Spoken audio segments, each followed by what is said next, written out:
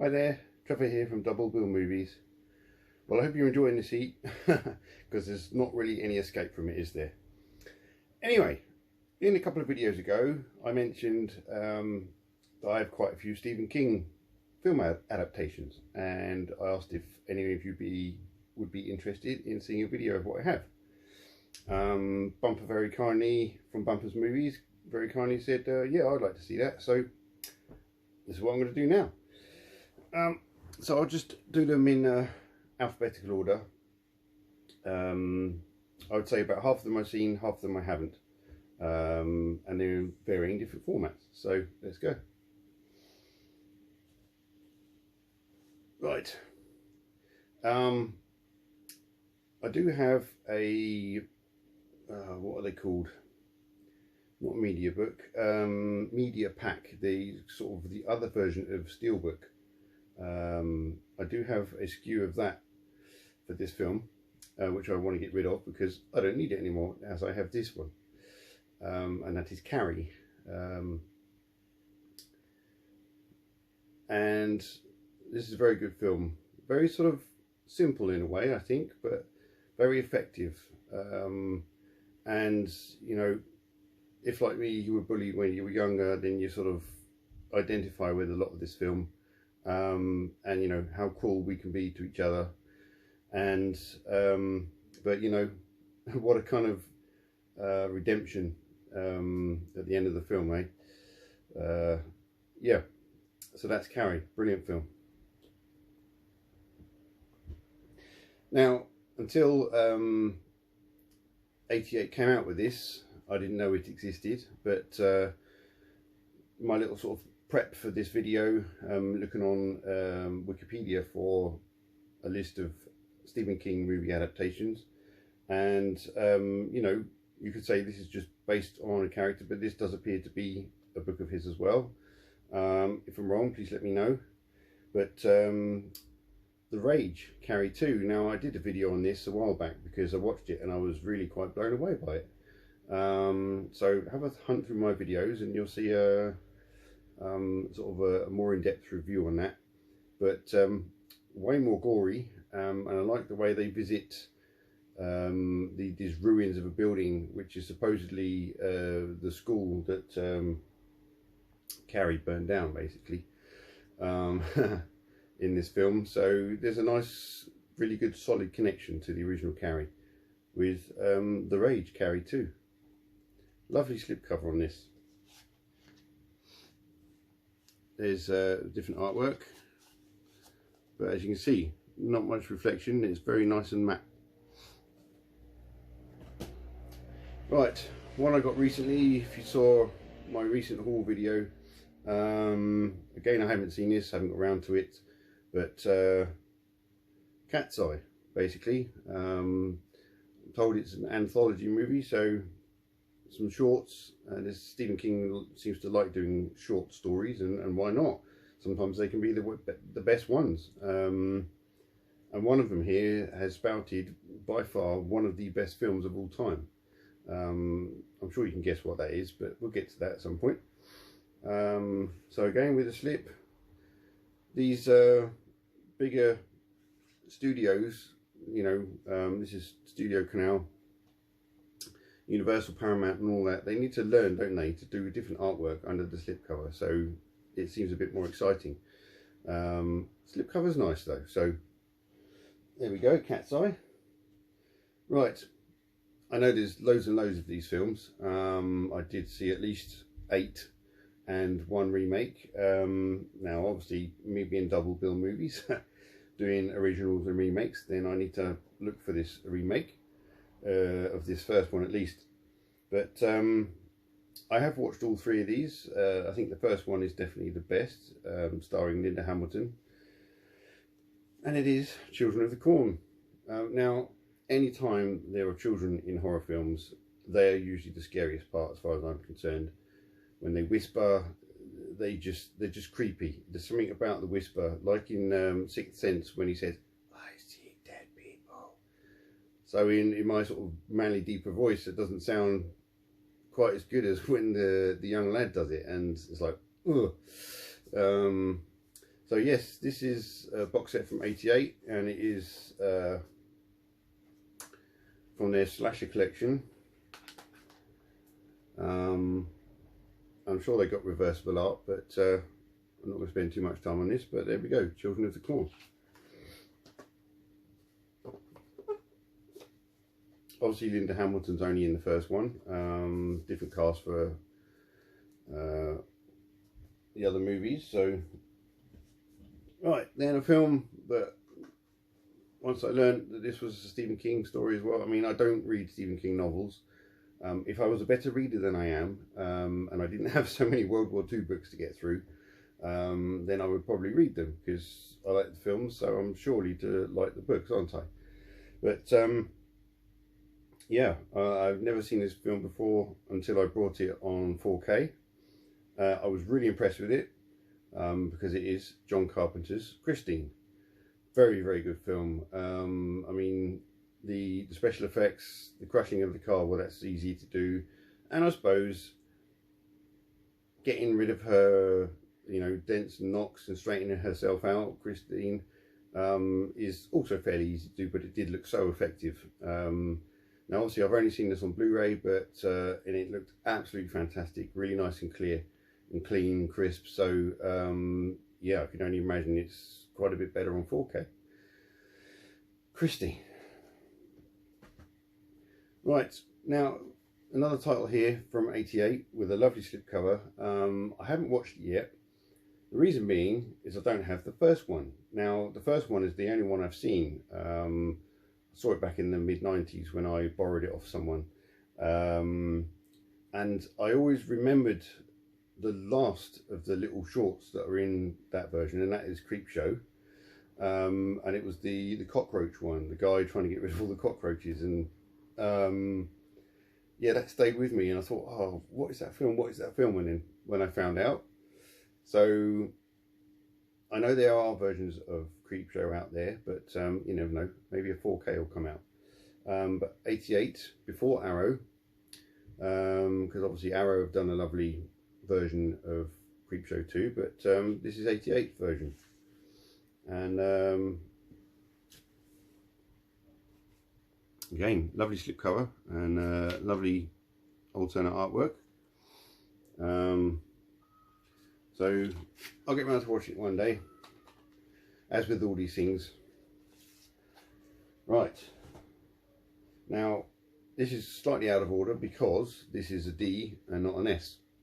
Now I haven't got around to watching this yet, but I'm definitely interested in seeing it because I like the first one. And if you know your alphabet in your movies, then you know this is Dr. Sleep. I've been impressed with Ewan McGregor, not just because of his roles in Star Wars, but I remember first seeing him in Trainspotting, yeah, at the cinema, and being impressed with how he held that movie together. And you know, other films he's been in since have been really good. What is it? Not The Island. There's a sci-fi one he's in. Anyway, yeah, mine's gone blank. So, but he's good in anything he does. So that's Ewan McGregor in Dr. Sleep. Oh, now this movie. Now the other one I mentioned earlier, about being one of the greatest movies of all time. This movie is so close to being either on a par with, or maybe slightly better. Maybe I need to watch them not back to back, because that would take me hours and hours. Wait for yet another really annoying motorbike to go by. Now I understand if people have them and that's their regular bike and they ride it on the road carefully, but these guys don't. They just race around, and because this is an estate I live in, it bounces around and you can hear it forever. Anyway, I'll carry on, shall I? So, the movie I was talking about is Green Mile. Now, I will get this on 4K. I'll probably get the special edition if there's still any out there. But I have this lovely media book. If I get a little bit closer to the camera and show you. And it is, yes, it's metallic. That is such amazing artwork. and there's them walking the mile on the back, and yeah, nice booklet obviously attached. Let's get to that picture. There we go, the Green Mile. So I have watched this on Blu-ray. Can't remember if I had it on DVD or not, but I had seen it before. Now, did I see it at the cinema? I can't remember. But what a brilliant film. Michael Clarke Duncan as John Coffey is absolutely brilliant in this, and for such a giant man to play such a gentle role. And obviously Sam Rockwell is pretty evil in this, and you know, it's a great cast. Very good film, and the scene of debauched yes, execution is pretty horrific, I have to say. But yeah, brilliant film. Right, now I did see this as a kid. I guess I've shut it out over the years. I do remember sort of a scene, and when I watched it, well, a couple of years ago now, but when I watched it in my adult life, I sort of saw the scene, and you know, my brain had changed it ever so slightly, but the fact that the image of this character stuck with me, you know, means that it's pretty what's intense, pretty iconic, let's say, and that is Tim Curry as It.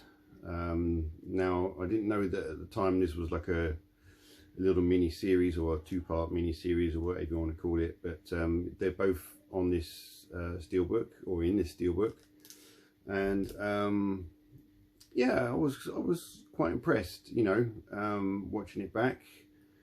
Maybe watching it again with not having the sort of thoughts in my head from when I saw it as a kid, perhaps I'll enjoy it a little bit more. Obviously some of the special effects look a bit dated, but it's still a very good film. So that's It.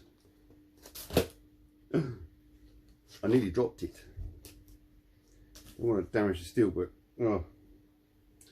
So, as this is double bill movies, I clearly have remakes of these films. So I have on 4K It, part 1 and 2. Again, I haven't seen them. I've not sort of been put off, but it did get a lot of hype, and I'm put off by hype. Generally, you know, when there's a big buzz around something, either it sort of, if it's something I'm interested in, then it will stir me up and I want to view it, and or see it or watch it or listen to it, whatever it is. But there's been a lot of bands that I didn't get into until later on when I heard their music, because I was put off by all the hype around them. But it seems this has done really well. Is it Mr. Skarsgård playing Pennywise? Let's look somewhere. It's bound to say somewhere that I can actually read. Yes, I was right, Bill Skarsgård. I must learn to trust myself.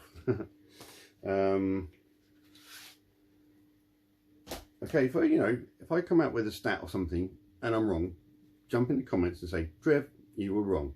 It's this and this and this. And I'll go, whoops, my bad. Right, now to an absolute classic Stephen King story. You could say it's more of a thriller, but there's one horrific scene in this film, and you'll all know what it is, unless you've seen an edited version, a sort of a censored version, in which case you won't really see what happened. You'll see what was about to happen, then it cuts away, but this is the full uncut version, and this is an amazing steelbook, by the way, and that is Misery. So yeah, awesome typewriter. I think there's only 2,000 of these steelbooks, so I was pretty pleased to get them, get it, and there we have the amazing huge cast on the back. Clearly there's only about 2 people in the film. Of course there's a few townspeople and the sheriff, but yeah, what a brilliant film, what a brilliant story. For a writer to write a book about a writer, well, kind of knows what he's doing really, doesn't he? So, not a remake, but I have the 4K version of it, and I managed to get the slipcover from Kino Lorber. So obviously I'll be keeping my Steelbook, because I generally don't get rid of special editions, although I have got rid of a lot of Steelbooks of late. That one is a bit special, so I will be keeping that one, and I'll one day get around to watching it on 4K.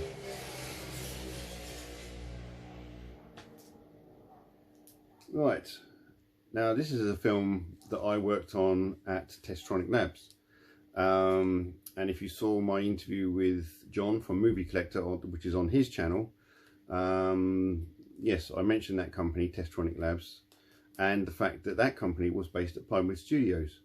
And if you saw my third part of How Physical Media is Made series, Pinewood Studios is where I ended up outside when I was walking down the road.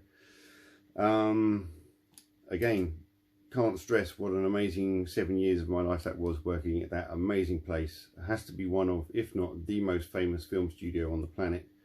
It has churned out some of the most famous films in history. Now this film wasn't made there, but we did do some quality assurance testing on it, and that is The Mist. Now this Steelbook has both the colour and the black and white version. Now I haven't actually watched this Blu-ray since buying it. I haven't seen the film since I did it at work, so yeah, I need to get onto that, don't I, and watch these. I can't remember if we had the black and white version at work or not, so anyway, that is The Mist. Right, now this I have seen. I watched pretty much as soon as I bought this version, or this SKU,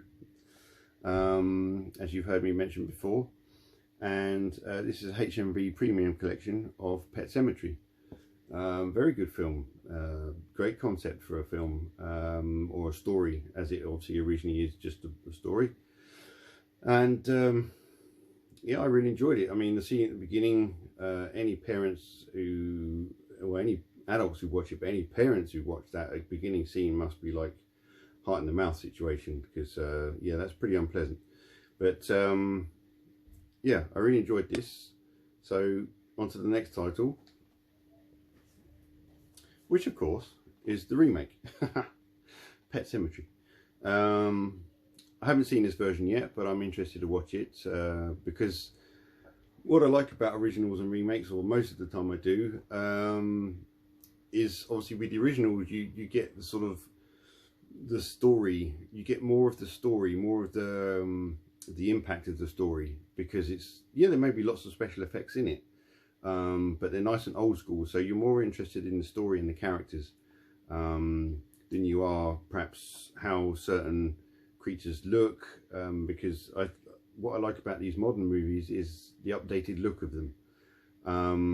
You know, the modern take on artwork and design, and obviously with much more sophisticated special effects these days, doesn't always make a movie amazing, having the best special effects, CG, or whatever you want, because, you know, films like The Thing, still by far some of the best films ever made, because those special effects were just outstanding. But I'm talking about Pet Sematary, so that is Pet Sematary on 4K. I will get the original Pet Sematary on 4K. So I'm basically future-proofing my collection, if you're wondering why the hell I'm buying all these 4Ks and I don't have a setup. One day I hope to, you know, and then I can, maybe when I'm retired, you know, in about 20, 30 or 40 years, because by the time I get older, the retirement age would have got to 100. Hope not. Anyway, now this film I watched for the first time once when I did some babysitting. The young lad, I think there was a younger, I think it was two brothers. One of them was a bit older, and obviously once they went to bed, then the parents had said to me, look, there's a couple of films there, pick one and watch it if you like. So I watched The Running Man. What a brilliant film. I like the way it goes from this sort of dystopian mess that, you know, And funny enough, on the back here it says 2019, so essentially only a couple of years ago. And you know, in some cases we're not far off the mess that this depicts. I have to say, if we're not careful, we could go that way. Hopefully not with the collars for prisons and things like that. Well, I'd be more inclined not to end up in prison if that's the way they went. Maybe they should do it. But brilliant film. And then of course it goes kind of futuristic, I suppose, and the game, and you know, those kind of game shows, obviously not like Running Man, but game shows like they depicted were tens of the dozen, you know, back then. So that's what we knew. That's you don't really see them anymore, or there's too much on TV for people to sit and watch game shows, but I know people do. Anyway, I don't have this on Blu-ray yet, and obviously I'm not going to get it on Blu-ray because I know it's started to come out on 4K. I know Paul from the 4K Chef has a German SKU, I think, on 4K, but I'm going to wait for a British one because I'm pretty sure there'll be one coming out soon. Then I can update this DVD. Right, as I said earlier, one of Stephen King's short stories spawned what is one of the best movies of all time. I know at one point I think it was only second place to Star Wars, and you know, that's quite some feat from a sort of a franchise that helped fuel the love of Star Wars from just one book and one film, and it is the Shawshank Redemption. Now, if I'd remembered, I actually have a steelbook of this, but I'm not going to go and get it now. And in that steelbook there are some art cards, so I will be keeping that, even though it's an ITV DVD release. I think it might be one of the first ITV releases that has 5.1, because I contacted them before about another release I had and said, oh, you know, why no 5.1? And it's like, well, we don't have the facility to do that here. I'm thinking, yeah, you're a TV channel that's been around for decades, and you know, catch up with the rest of the world kind of thing. But anyway, so I'll keep that steelbook, not just because of the art cards, but because it's a lovely steelbook. But now I have this on 4K, and I do believe it has, yeah, DTS HD master audio. So I have to say though, when I did briefly put on that Blu-ray of Shawshank Redemption, the sound quality, maybe because there's you can have a higher bit rate output on the Blu-ray than you would a DVD, so maybe that allowed the sound quality to sort of breathe a bit more and sound a bit more open. But that's the Shawshank Redemption. Again, amazing movie. Can't decide what between this or Green Mile which is the best. Okay, now if you look closely,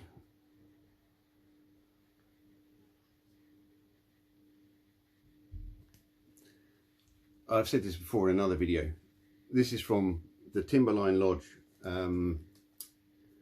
It's up the side of, I think, Mount Hood in Portland. And The Shining, all the exterior shots of the hotel were shot at Timberline Lodge.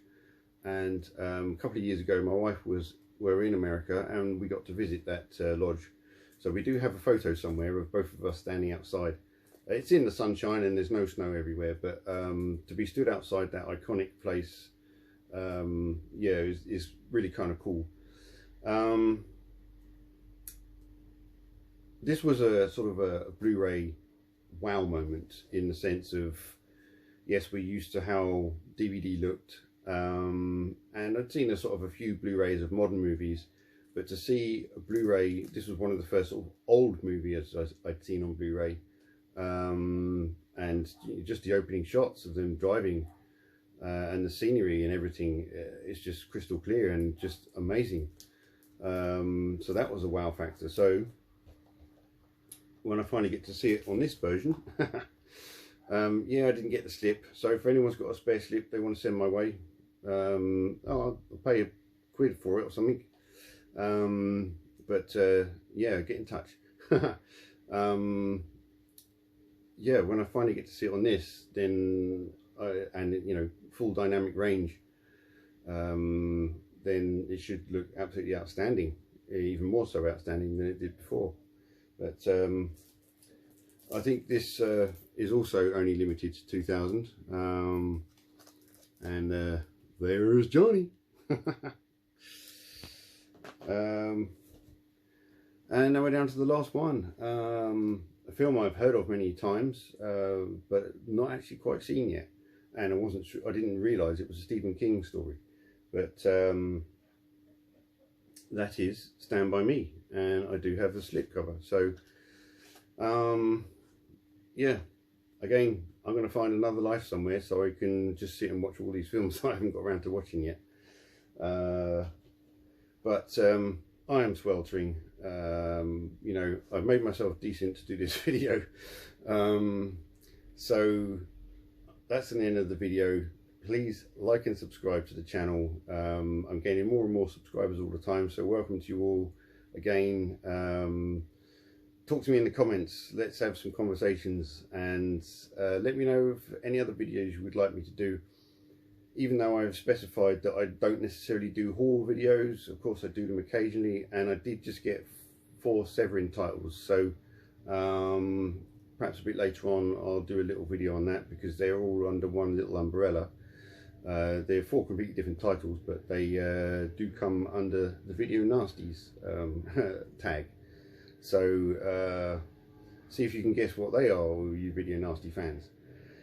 And there we go, more motorbikes, more noise, more disruption to our very hot weather, and so I'm going to sign off.